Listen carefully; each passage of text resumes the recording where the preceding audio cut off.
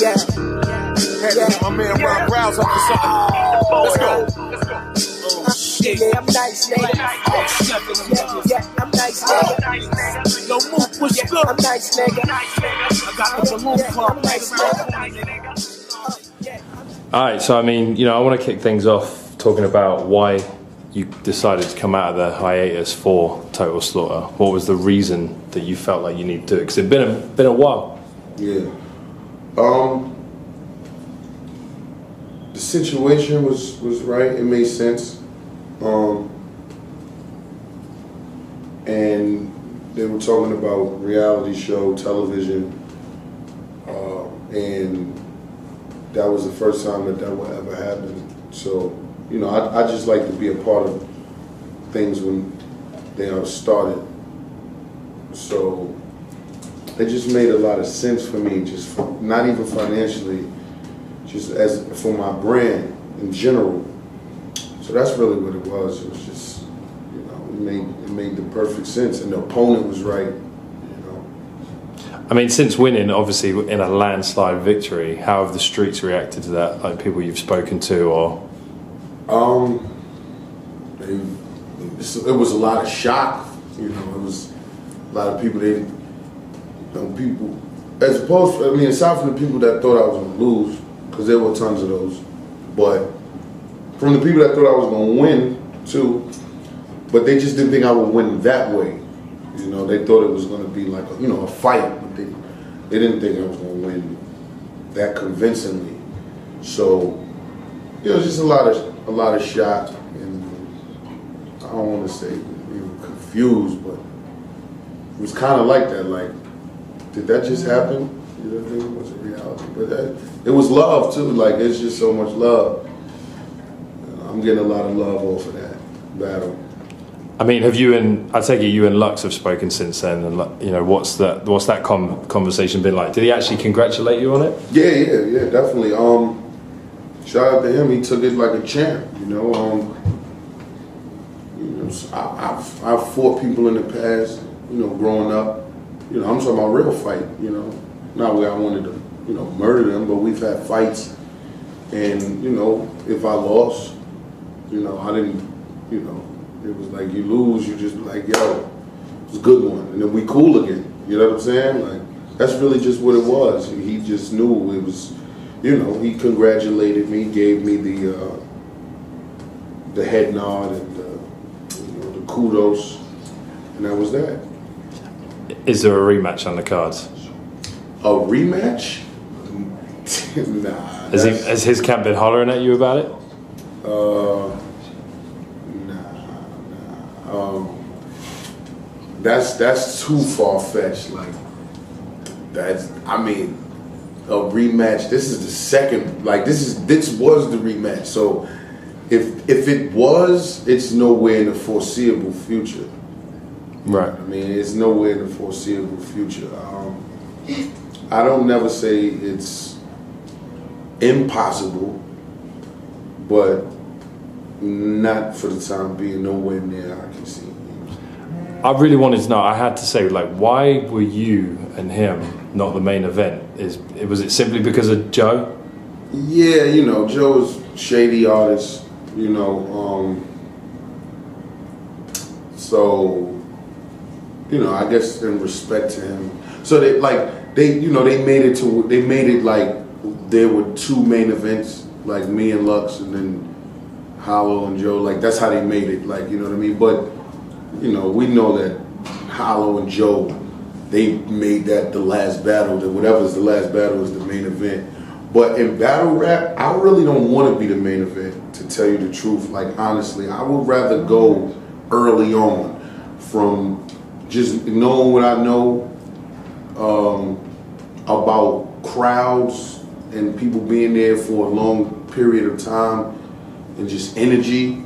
I would rather go early on when the energy is high, because when you go later, you know, it's hard. Even though it was only 4 battles, you know, it's just people wanted us to be the main event. A lot of people just was like, why weren't you guys the main event? I did. I was confused. Yeah, a lot of people were. It was a lot of people were. But we put on like it was the main event. So in a lot of people's eyes, it was the main event. And I would assume that more people have watched me and Lux's battle than Hollow and Joe's battle. Wait a minute. There it goes. Now I remember him. Now I remember him. I've been looking for you, Zimmerman. I mean, with the success of Total Slaughter and battle rap in general as of late, where do you see it going from now? Because in my eyes, I see it as the UFC of hip hop. You walk like a duck, talk like a duck. It is, and that's what everybody's saying. Like UFC, like it's the same pattern. It's the same pattern, and like I just see it being consistently televised. And I see the vultures trying to swoop in though, the corporate vultures. Already? Yeah, they try. But with anything, it's gonna grow. You see something that can make money, where it can really make money. People try to get in on it early. I'm gonna do my best to not let anybody take advantage of the culture. Now, obviously, some sacrifices will have to be made because that's just with anything. If you want something to grow, you have to give something here and there. But from an overall standpoint, I just see it becoming international, and as far as commercialized, right, international, because it's international underground, but on the mainstream level, that's where I see it. And I just see it being televised. Well, there's a lot of us that watch it back home as well. So yeah, no, it really I know. is becoming... I'm familiar. A lot of UK. I have a lot of fans over there. People hit me all the time from the UK and tell me, that they watch my stuff or they've been watching my stuff from years back. And I didn't know how Smack came to the UK, how the DVDs got there, but it was like, yo. We have like street shops that sell back in the day it was like they had stores that sold like Echo and Fat Farm and stuff, and they'd have the mixtapes where mixtapes were CDs, and that's kind of how they came in. Exactly. Well, yeah. So, I'm familiar with the fan base from over there, and so. Okay. Can you say how much they offered you for this battle? Like, probably 6 times that shit that 40 you was talking about. You know what I'm saying? So like you got offered $250,000 to battle. Yeah. I mean, also Cassidy recently did an interview with Vlad saying that he's being paid $250K to do the second Total Slaughter. First of all, do you believe him? Did you get paid anywhere near that? And what's your take on him coming back? Because he was ducking you for a long time. Well, I mean, I don't think that was. Are you sure that that's for the second Total Slaughter? Well, he said it's for the next one that's coming up in December. Is it December? Yeah, but that's what he said. Yeah. Maybe I haven't been aware of that. I'm not sure if it's for Total Slaughter, but anyhow, I mean, him coming back is. I mean, it's like the me and him battle is just so far, just past for me. Like me and him, we've had many conversations since then. We've done music. We've just chilled without talking about music. So the desire for me wanting to battle him has faded just completely. You know what I'm saying? There's no desire there. And just, I'm assuming it's the same for him. I don't care for it. The battle is overdue. It's just in the past, man. As far as in Battle and Disaster, it kind of got a lot of people off guard. That's what the consensus I'm getting is like, it just didn't really make sense to a lot of people. Like it just came from left field, right? But you know, that's a win for Dizaster. No matter how you slice it, if he loses, you know, if Dizaster loses, I don't really think it'll be a shock though. You know what I mean? I don't think it'll be a shock to the new fan. Like to the old fan, Dizaster has already lost. To the old fan, like the old battle rap fan that knows, you know, he's already lost. But to the new fan, you know, I don't really think it'd be that much of a shot. As far as me getting 250,000, I didn't get close to that at all. Wow. You know, but so do you believe that he's being paid 250K? I mean, I believe whatever a man says out his mouth. You know what I'm saying?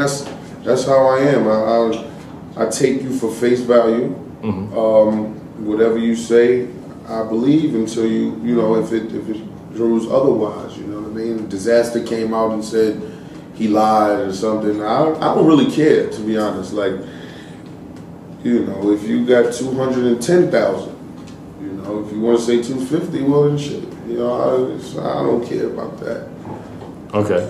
Are you actually going to have anything to do with the next Total Slaughter? Like whether it be a coach? Yeah, or... that's why I was just kind of like I didn't get that one. You know, maybe I didn't get the memo, but you know, I've been in contact with, you know, people from over there, Total Slaughter, about doing the next one. What, battling? Yeah, battling and, you know, doing the same thing. So I've been in contact. So we're in the talks. It's real premature right now, though. Everything, you know, it's not really concrete. Flow been ill. Way before the judge threw the cuffs on Meek Mill. Way before Jay had heard of J. Cole. Way before the world ever heard all of these other niggas. Word to cotton soul. I could do this with my eyes closed. I don't need a Picasso. Just throw a nigga 4 birds in a Tahoe.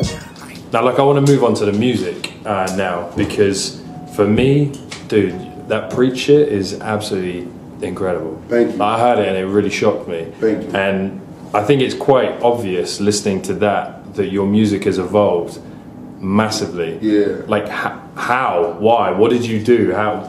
Talk it out. You sound less like a battle rapper. Yeah, I just stopped caring. I was just trying to please people, you know, doing things that music that I thought other people would like, or you know what I mean. And then I just was like, you know what? Let me just do what I like. Let me just go with what I want to hear, go with what I feel like, and my music just started to, and also finding my tone. You know, I want to credit, you know, D and Wild, their Rough Riders. They definitely helped with that. You know, just finding the tone on the actual track. You know, a lot of people don't really find their tone, and that's why it could sound like, you know, they're battling on the track or whatever it is. But you know, just being comfortable with my tone, that was the number one thing. You know, and I got a million more. It's gonna really be really interesting. I'm interested. Yeah, it's gonna be really interesting, because it's gonna be like, he does this really well, and then like, no, he can't do this like this. You know what I mean? It's gonna be hard for people to digest at first, like, you know what I mean? Because they're gonna be like, him doing this so well, and he has to not do something. You know what I mean? It's like, you know, Jordan shot so well, so they wanted to. You got to take something away, like, you know what I mean? He can't do everything good, right? So, you know. I mean, with that said, do you think that you are going to be able to shake off the battle rap stigma? Oh yeah, most definitely. That's a no-brainer. You know, I mean, it's doing it now, because I got fans that don't even know that I battle rap. You know what I'm saying? Like, I have fans that people be like, oh, you do this? You know what I mean? Like, I just like this mixtape you put out. You know, I happen to come across, well, you know, but obviously more so no battle rap, but there are fans out there. And I just did the LL Cool J single, me, him, Raekwon. That bring a whole new fan base to me. So I got a record coming with Snoop Dogg as well. So things are moving. Yeah. I mean, that was what I was going to ask next. Musically, what is the plan moving forward? Is it a tape, an album, some more singles? Yeah, I would just drop records. Just drop records. I have a tape called The Purge that I'm working on with DJ Absolute. There's no release date though. You know, we're just mixing and maxing records and adding to the pot, eliminating, see what, you know, because I like to make music off like my experiences and things that's going on around me. So, you know, there might be something that happened to me last week that I wanted to make something, you know, to base a record around. And then maybe next month, I don't even care about that. Like, I don't even feel like that because that moment is not a timeless moment for me. You know what I mean? So I'm just trying to drop records that's like moments that are always going to be stamped in time that somebody else might have went through so then they can relate to the record, you know? And that's where I'm at with it. Okay. And you mentioned a couple of questions ago, DNY. So you're still associated with Rough Riders? You signed to them? Well, no, I mean, I'm just still, that's just still family. Right. You know what I mean? I've known them before music, you know, before signing anything like that. So we always gonna continue to just be fam, you know what I mean? So you have your own venture going on, is it independent? Yeah, that's Black independence, baby.